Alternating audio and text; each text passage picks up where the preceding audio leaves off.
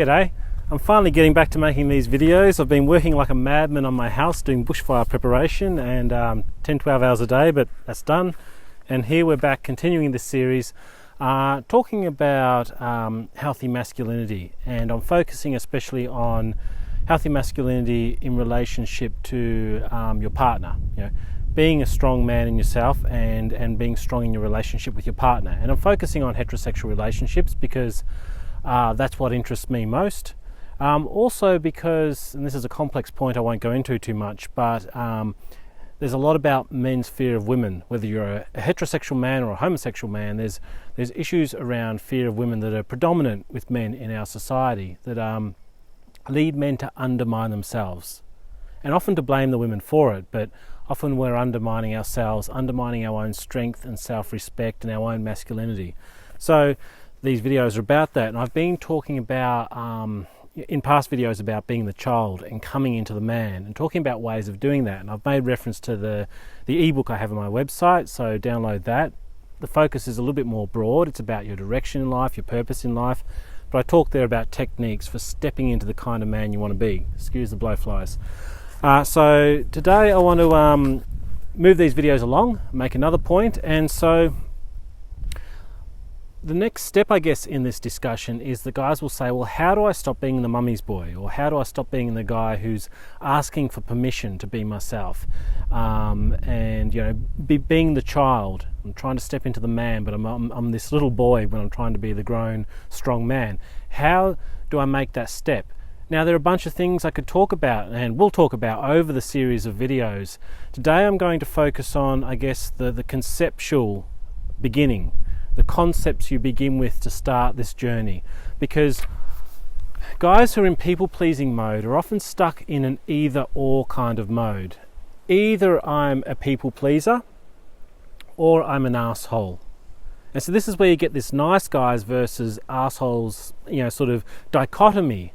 And you don't want to be an asshole or a brute or a misogynist or whatever, so you step into nice guy mode or sensitive new age guy or whatever the heck it is. And as I've said in those last videos, this is where you lose your vitality. You lose your masculinity. It's where you lose your self-respect. It's where you lose your courage. It's where you fall into fear and hence anxiety. It's where you lose a sense of purpose and meaning, and hence you fall into despair, hence what we often call depression. All these kinds of things happen over here because you don't want to be an asshole. Most people want to be good people. You know, most men want to be good men. They don't want to be assholes. But when you've got this kind of bifurcation, it has to be one or the other, either or, then you end up in this weak place that completely undermines you and here's the thing, is very unattractive to women. Because the dodgy kind of game we tend to play with this is that I won't be like the assholes. I'll be a nice guy and that'll make me different to all the other men. And that's absolute bullshit. And women aren't attracted to that. That's where you end up in the friend zone. We all know that kind of stuff. So it doesn't work. Women don't want an asshole, but neither do they want a nice guy. And here's the fundamental point I'm making here. I mean, screw women. Like you and your life and you on a desert island being happy. You know, you don't want to be an asshole. You know, okay, on a desert island there's no other people, but you as a single man, you as a man in yourself, you as a man who has a partner but is a man in yourself, a single individual in yourself, don't want to be an asshole, but neither do you want to be weak, and neither do you want to be this nice guy that we're talking about here, or this little boy. So what are some of the qualities? Okay, once again I've just thrown down a bunch of things because this is not a rigid science. It's an art and a tradition of thinking through what being a man is. So here are a few points that just struck me before I came out into the bush here and started making this video. The first point I made here was that this third position, this different position, this what did I call him? This I can't remember, but this I often use the words like strong, happy, good. So you don't want to be an asshole. You don't want to be a people-pleasing, nice guy, sensitive, new age guy. You want to be, I'll call this the strong, happy, good man. In this third position, outside of this bifurcation, outside of this either or, you're over here. What are some of the qualities? Well, a fundamental one is self-respect. And so this was what I was saying a moment ago. This is not about getting the girls fundamentally, although that's a fundamental drive in an evolved animal, and we're evolved animals. But this stuff goes far deeper into us than we often tend to realize. It's radical in the way it shapes us, but nonetheless, you want to be happy in yourself, regardless of women. So the first thing about the strong, happy, good man is that he has self-respect. If you lack self-respect, then you do all sorts of dodgy things, and that plays out horribly. The source of most of the worst of what we see in people, both dramatically and in you, has to do with this lack of self-worth, this lack of self-respect. And so I added to this, having a sense of self, like I know who I am. And part of that is I know what my values are, but also it's, I know what my wants and needs are, and I don't need to justify them. I don't need to give some philosophical universal justification, because maybe they don't have that. This is about me. This is about me and the life I craft, and I value that, and I value who I am in particular, and I forge my life, and I don't need to justify it to anybody. When you can really stand in that place, you really come to respect and value and even love, yourself. You like yourself as a person. So that's fundamental to the strong, happy, good man, that he likes himself and he respects himself and he values who he is. He knows who he is and he values it and he asserts it. Another point here, just a broad point, but he's at home in his masculinity and his sexuality. So for one thing, he refuses to, this is a big controversial thing in our day and age, as in, the culture's going a bit mad. He refuses to be shamed, for example, by a radical feminist who says all men are rapists, all men are this and that. He doesn't have to even argue with them. It's just, you're fucking crazy. That's bullshit. I know who I am. I know, I respect myself. I respect other men. I respect women. I respect human beings. There's nothing wrong with being a man. I respect my masculinity, and I'm not ashamed of it, and I can live it out. So he's not ashamed of his sexuality.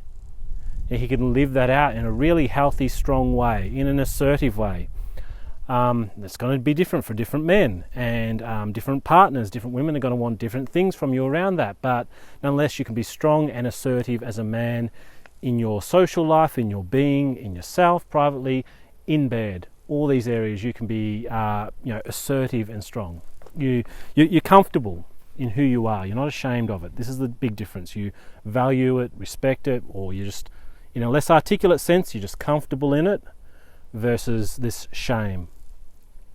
Okay, here's a big one. The strong man, the happy man, takes responsibility for getting his needs met. He doesn't need mummy to meet his needs, which is to say, he doesn't need his girlfriend, his wife, his partner to meet his needs. He doesn't need his boss to respect him. He gets pissed off if his boss doesn't respect him, if his boss disrespects him, but he doesn't need that. It just doesn't enter into his core. Now, what I'm saying here is not, here are the good, strong men, and the rest of you are all shit over here. This is not the point. We're talking about something you grow into. This is something guys grow into. It's like shaping your body. You've got to take it seriously. You've got to say, okay, this is something I can do, and this is how I do it, and I go do it. But you can do that, and you can grow into this. So that's what we're talking about here. This taking responsibility for your needs, not needing others to approve of you in your core, but you approving of yourself. And when you can really do that, it matters much less. You still want others to approve of you. That's a preference, but it's not a need. You take care of your own needs. And so too in intimacy and feeling valued and loved. You don't say to your partner, I love you, as a weird covert way of getting her to say I love you back. You're not playing those weird games in the world. You are who you are, you value yourself, you say I love you, and you don't expect anything back. And it's nice when she says it. Maybe you might say to her, hey, you never say it. That's interesting. But you don't need it. You're not needy like that. Okay, so that's a challenging place to get to, isn't it, if you really think about it? But it is a real place you can get to, or at least it's a goal over here, and being up here toward it puts you in a very different place. And maybe you'll never achieve that, but achieving this is very different to being down here. Okay, a bit of a Jordan Peterson point here, that he does what's right, not what's expedient. Because little boys and little girls, little boys do what's expedient. They manipulate to get what they want.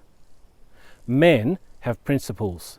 They know who they are. They know what they know where they stand. They know how they stand. It's like, this argument that the source of ethics, the source of morality is compassion. I don't completely agree with that. I think that's fundamentally important. I think moral philosophers often get crazy when they lose sight of that. But, people will say that the source of ethics is compassion. It's like, why don't I steal? Because it would harm somebody else. Well, I'll tell you what, that's not why I don't steal. The reason I don't steal is not because it would harm somebody else. That's secondary to me. Why don't I steal? Because I'm not a thief. I can look you in the eye and I can tell you I'm not a thief. That's why I don't steal. It's a point of pride as a man, that that's who I am. So you stand in your integrity. So this point about, a man who lacks integrity is one who does what's expedient. Maybe I will steal if it'll serve me. If nobody will catch me, I'll catch me. So the man who does what's right has a conscience and is strong and he knows who he is, and he acts with integrity because of self-respect, fundamentally. And so that means he won't break those boundaries even when his partner's sort of really guilting him and manipulating him and whatever. And an interesting point here is that a lot of partners who will do that are playing an unconscious game they don't fully understand, where they're actually testing your boundaries. In colloquial terms, we call this shit testing. They're testing your boundaries to see if you really will stand by this. And they often will test your boundaries, and often you'll fail it. I know I've failed it many times. You've got to become really conscious of what's going on here. And precisely when you step up with integrity, they'll admire that and find that very attractive, but at times will really throw bombs at it to see what happens, to see if it's real. Because talk is cheap and talk is plentiful. And we all know men who talk big and are full of shit and are the biggest cowards or traitors or whatever. Women want to test that. They need to know. It's an evolutionary imperative. You got to know, is the guy real? Are we going to survive? Is he full of shit when the shit hits the fan? Oh God, the metaphors are going to start exploding there in too many ways, or I don't know what. But so, standing by your principles here. And so, continuing this, he has his boundaries. He defends himself. He's willing to defend. He's willing to defend himself. He will defend himself when that needs to be done. Absolutely, without question. He'll defend those he cares about. And this is partly why partners sort of are attracted to this and why they test it, because they want to know that you'll defend them. He defends the things he cares about and loves. I haven't made a video in 2 weeks because I've been working my ass off every spare moment to protect my home from bushfire, because it's an 85-year-old house and it was ready to go up in flames at the first Ember attack. So I love my house. I will sacrifice to make sure that's done.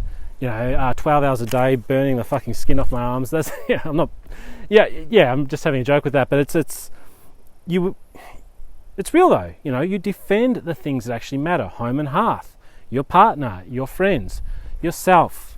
You'll stand up for your boundaries and you'll push back and you'll push forward. And it's amazing how many guys, metaphorically or emotionally, I guess, won't do that.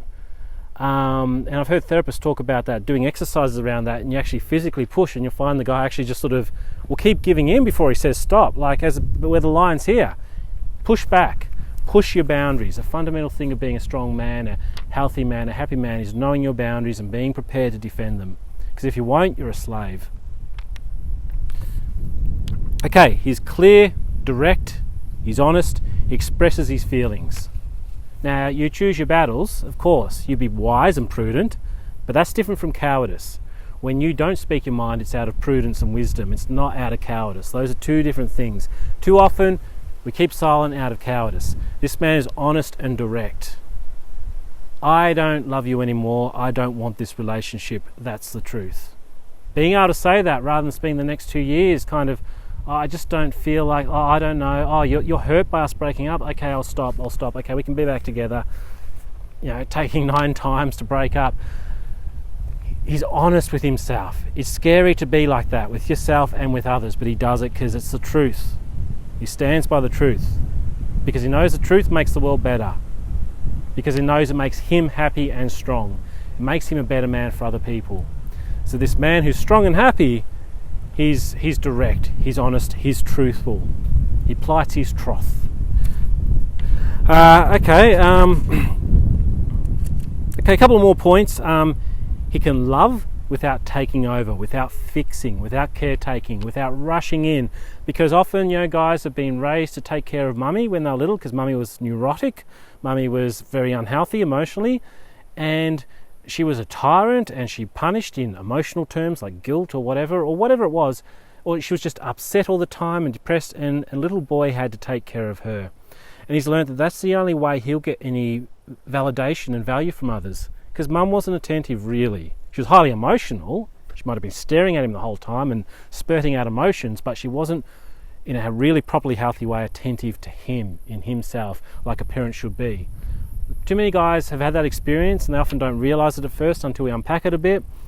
And so they do the same with their partner. They repeat this pattern. They unconsciously seek out women who need rescuing in some way, and whatever it is, big ways or subtle ways, and they have to caretake and they have to fix. That's an unhealthy dynamic. If you're a healthy man, you're only attracted to healthy women who don't need fixing and don't need your help, who want a partner who complements their life, a partner who complements their good life. And so you become strong in yourself, so you're only attracted to women who will complement your good life by bringing good things into it. Not because they need fixing, not because of the emotional drama that you somehow in some part back here you need to feed on. So this strong man doesn't need to do any of this caretaking and fixing. And again, as I say, this is a place you get yourself into. If you're not there, that's fine. Most of us aren't at various points in our lives, particularly younger. We have to work toward it. Last point, he's not afraid of conflict. He's courageous. Again, that's a virtue, and a virtue is something you develop. It's something you practice. It's like a muscle that you build. So you can't be afraid of conflict, and you can't be afraid of catastrophe and harm, because that will make a coward and a slave of you. So that's, I guess, one of the essences of all of this. You can't respect yourself if you're afraid of what people will say and think and do. You can't push your boundaries. You can't assert your boundaries. You can't protect your partner ultimately, and she knows that, if you're not prepared to really take a hit. And you can really truly protect her when you're prepared to take a hit to yourself. That means you are, okay, so there's a guy who'll take a hit because he doesn't respect himself. I'm talking about a guy, but that guy, in a way, he's trying to protect himself. It's something I'll unpack over these videos, but if you watch the videos, you'll sort of get the sense that really he's trying to protect himself and make a bargain. The man who really values himself is ready to die. He's living a good life already, and when you live a really good life, you're ready to lose it. You have that capacity, you have that courage. Okay, just a few points that sort of came to mind earlier and chucked them all down. I mean, there's lots of things you could say. You could create formulas around this, sure, but there's a few points, hopefully helpful. In this direction we're moving toward, away from the little boy mode I've been talking about, the people-pleasing mode, into a guy who is strong, who is happy, who is a good man in a true sense. But I want to emphasize those words. He's strong and he's happy. His life is good. He is creating a good life. That is a goal that you can absolutely grow toward to a far greater degree. You can move toward that to a far greater degree than you are now. You can get there. You can do it. It's something we can do. Just like you can go to the gym and transform your body, you can do this work and you can absolutely transform yourself. You'll get results very quickly, and you'll get big, deep results over time, over the medium term, over the long term. And, you'll always have to work over things at various times, and, try owning a house, you know what I'm talking about. Things fall apart, you're always having to fix things up, but you built the goddamn house. Somebody built the goddamn house. It's standing, it's protecting, it's providing all that it provides. You can do this with yourself. Okay?